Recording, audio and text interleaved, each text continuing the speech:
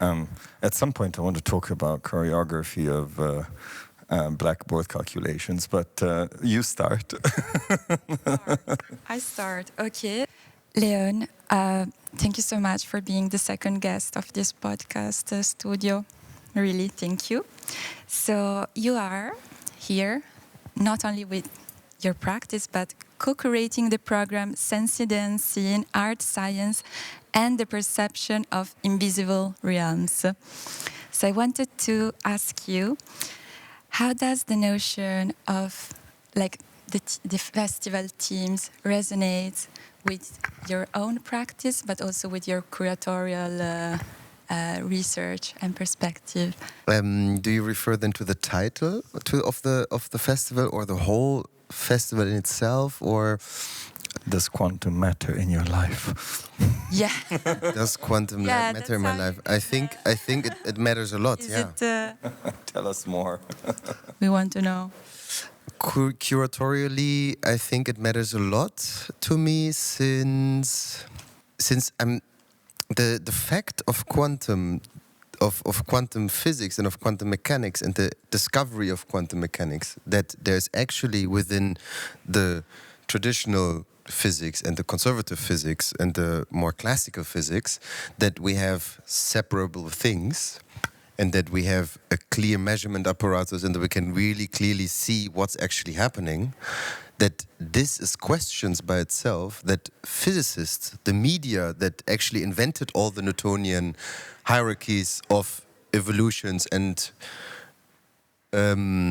algorithms and causalities that came out of a linearity of physics, like building up, like Stefan Boltzmann having then a successor, which is the Marie Curie, and all of these people building up on each other's equations and just adding up values like a Stefan Boltzmann constant. And whenever you calculate, you have to put the Stefan Boltzmann constant on the at the end to correct the value on it. So all these parameters that are there and building up on each other, that suddenly there is physicists coming up with like all the previous calculated things as actually nonsense. Or it is not nonsense, but it is not the reality. Because we discovered that whenever we measure, we influence. Whenever we look, we influence. Whenever we touch, we influence. Whenever we interact, we influence. And therefore, the materiality that is there, the field, turns out in the way how we look at it. So in that there's a very big, for me, philosophical thing, that however we look at things within the question of it, the answer is already inherently present. So whenever we build something to look at something, the answer on how we, or what we will discover, is already in the building the machine. So within that framework, it is, I mean, extraordinary to think that quantum physics discovered that, and that we have a new paradigm that says, okay, we as scientists that thought we are objectively true, we are not objectively true. And I think this was also the big renaissance for arts, to be, oh, wait, we also make like epistemological and ontological realities, and we understand knowledge and practice in a different way. And I think this is where the power of it comes out as well. Possibly vindicating, quantum is vindicating the more humanist perspective.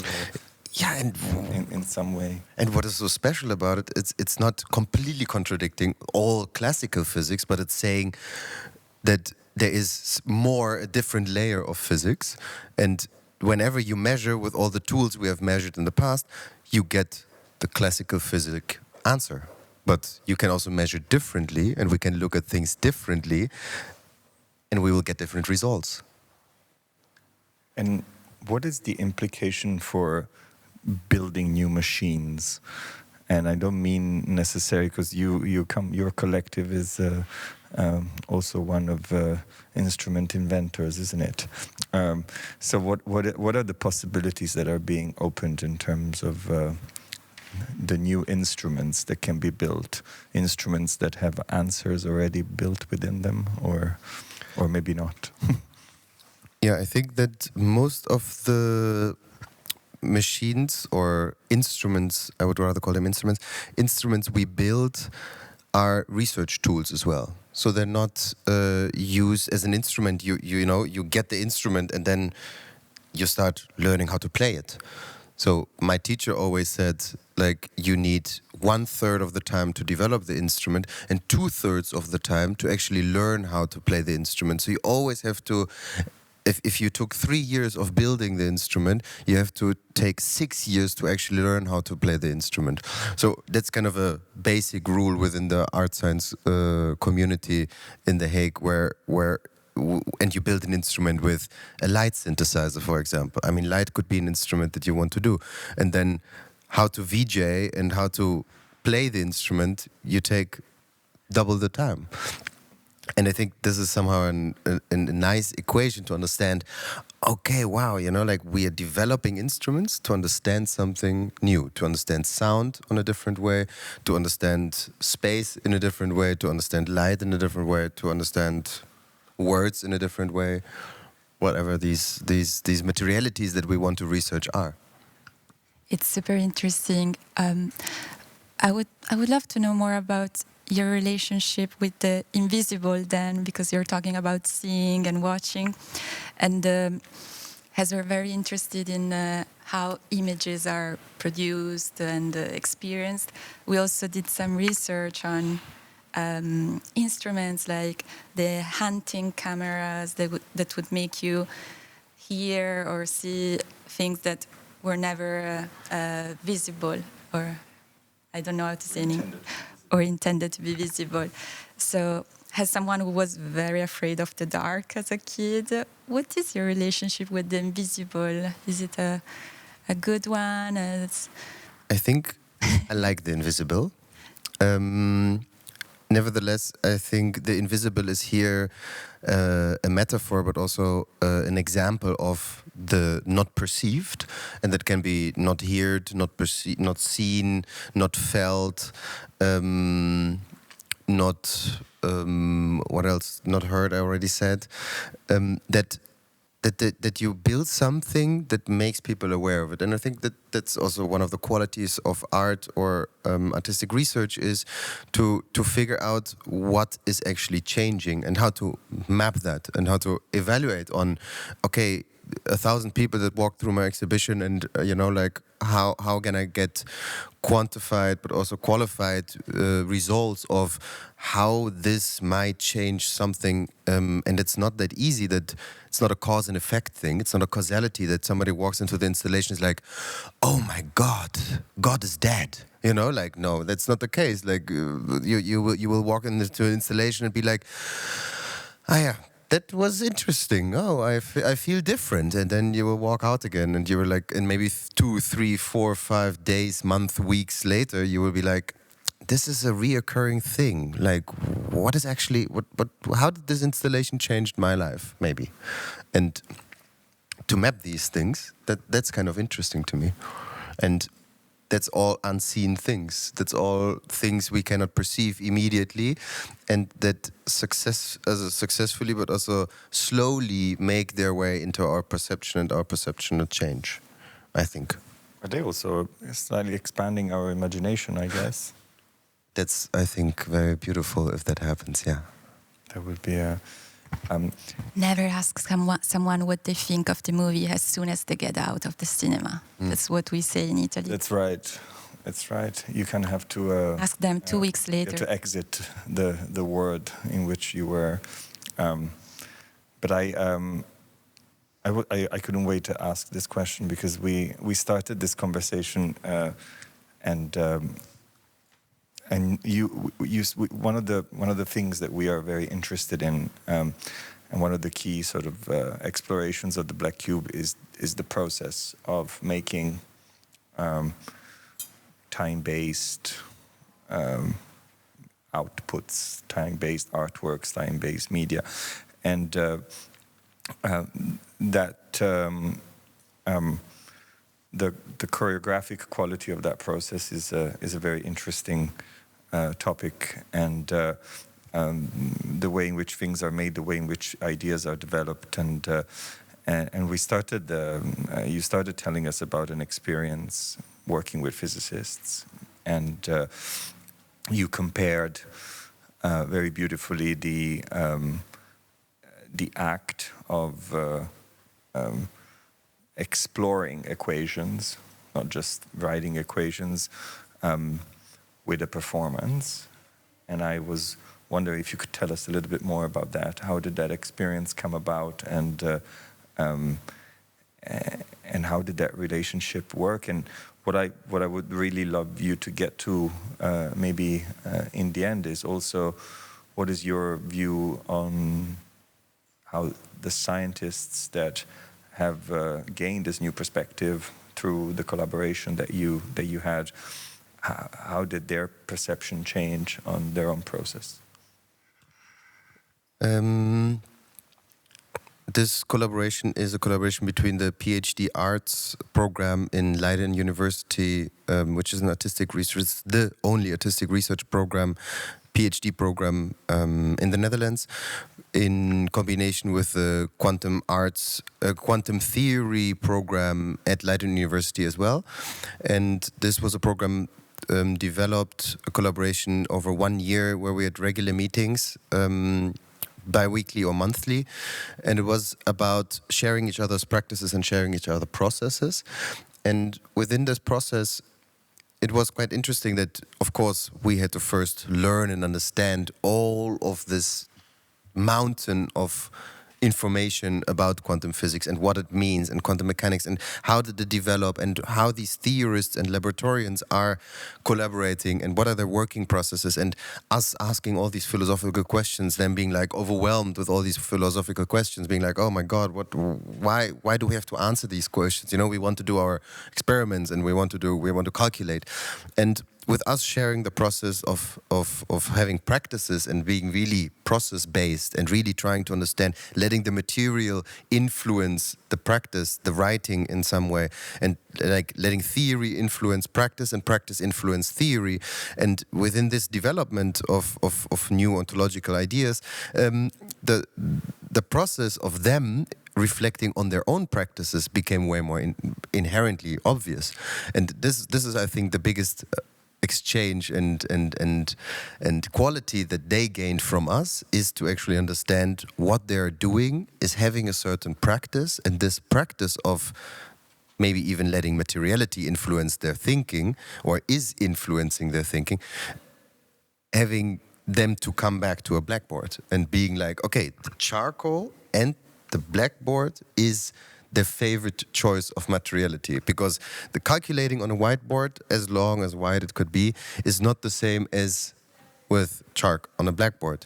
And so they really saw this thing of them 6 to 2 to 18 people standing in front of a calculating device, or the blackboard, the surface, an interface, and writing things out, and having to understand what they're writing, stepping back, negotiating what they actually did, which rules they applied and why, and then having to do the next step and testing in theory what they were doing, or in practice, but on a theoretical realm, while then you go into the laboratory and the laboratorians are executing what the theorists try to calculate and building an experiment and testing that.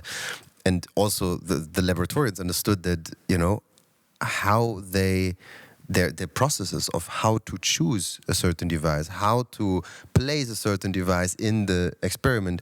And we have heard from Carlo today that this is actually quite inherently important for physicists to build the experiment and to try it out, and to really to understand and try to understand, because we're still in the realm of how do we actually understand, and what are the parameters that we can understand. Did I answer your question? Very, very much so. Yeah. No, it was. I found that one of the topics that we explored was this. It was this idea of how do we go beyond the transactional in the relationship between disciplines when art when artistic fields and scientific fields connect, rather than at the kind of communication level, but at the research level, at the more basic encounter in the moment of inquiry, rather than encounter in the moment of public sharing. What happens then? And I thought that you have an example here of what seems to me a very meaningful impact, and it was very interesting also to imagine. I almost imagine a film of just of sort of the process of deriving solutions through equations and understanding the movements, and it made me very curious about what were those movements, and I trust that they made it into your movement practice as well, that you have you've been influenced in that respect. Do we have another final question, maybe, or? No, I wrote down what you said, Leon, letting theory influence practice and practice influence theory, that I really liked. And I wanted to tell you about a choreographer and artist that I've been recently obsessed with, since we're talking about dreams, nightmares, obsessions. And her name is Eiko Take, born in Japan. She works with, her research is around atomic literature. And so I found fascinating that she goes to, for example, Fukushima, and then has can braid her historical study with a movement laboratory. And since you are a dancer and choreographer yourself, I wanted to ask you, what question are you wrestling with when it comes to perception and embodiment and your own research right now? That leads a little bit to thank you for the question. That leads a little bit to the question that I've been wandering through my mind the whole past 2 days. That was like, if you lay in bed and you can't sleep, what keeps you awake? That you were kind of proposing for me to answer, and I think that is then doubt that is there, and doubt about either stress of not having enough time and having things to do, so the agenda mind that is on algorithmically going from one exercise from one bullet point to the next one, and on the other hand, where the next good idea is maybe hidden, or what have inspired me, and both of these things kind of lead to the same thought always that relaxes me, is that that there is this field of ideas and field of technology that you can either, when you're tuned in rightly, you will receive information, and if you're tuned in a different way, you get different information. And I think that really leads to a proposal that I wrote a while ago, which is related to Gottfried Smith's book, The Other Mind, Other Minds from 2016, where he describes the whole evolutionary process from Earth from beings, all the way from different beings. And he describes organisms in some way when we didn't have eyes yet and we were still in the water, and there was like just particles and molecules and little organisms, very tiny. And there's in multiple organisms in the world at the same time developed eyes.